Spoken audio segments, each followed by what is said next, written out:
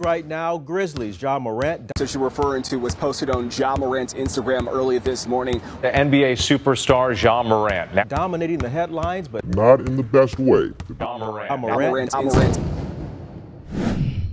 Welcome to 24-Hour Sports. Don't forget to like, comment, and subscribe. Today I'm talking about the truth about Morant. What they don't tell you, what they won't tell you, what they not going to tell you.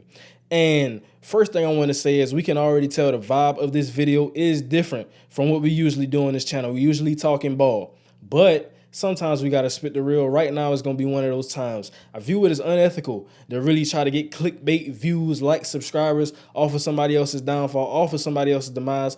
But I see a couple of similarities, and I really want to get this point driven, get this point forward for everybody to hear it. So I'm going to get straight into it. First thing I want to say is prayers to Morant. That's all we can do right now is pray and hope for the best. Hope he comes out of this as a better man, as a person who has learned, because we've all fallen short at a point in life at a time. But it's easy to say, if I was Morant, I would do this. If I was Morant, I wouldn't do that. What is he doing? What is he thinking? It's easy to say those four common things. But let's talk about what it's not easy to do. Behind that $200 million contract, behind being the father of a child, behind being a son, a brother, a family member to everybody involved in his family, it's a weight that not many of us can carry, that not many of us have been asked to carry, can even think about carrying in our best day. So with that being said, I come from a point of understanding. You can see some similarities between me and Morant. Skin color. This is not going nowhere. I'm always be African-American male. Morant is of that 0.999 percentile who have made it out of the state of South Carolina. I view myself as one of the guys who will be of that 0.99 percentile who will make it out of South Carolina. And with that comes a target. So once you get to a certain status of elevation, of wealth, like he has with the $200 million contract, with the endorsement brands, it's a target. And while I don't endorse or, promote anything that has been shown in the Instagram live video, anything that has been alleged negatively against him, I think Morant is still a good person. I think he's still one of the real ones out there. It's just caught up in a bad situation. Something has happened at the moment. And I want to talk about that target for a minute because not a lot of people understand. Not a lot of people will understand. Like I said, the skin color, the wealth. There's a lot of driving factors that really get into this thing.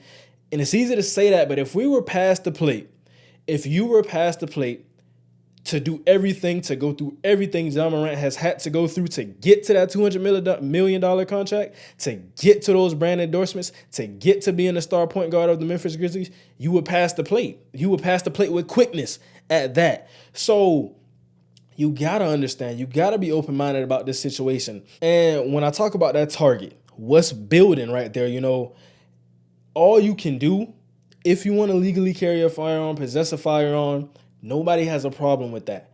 But there's also a time and a place for everything. There's also a world where brandishing that firearm, doing what was done on Instagram Live, makes that target even bigger.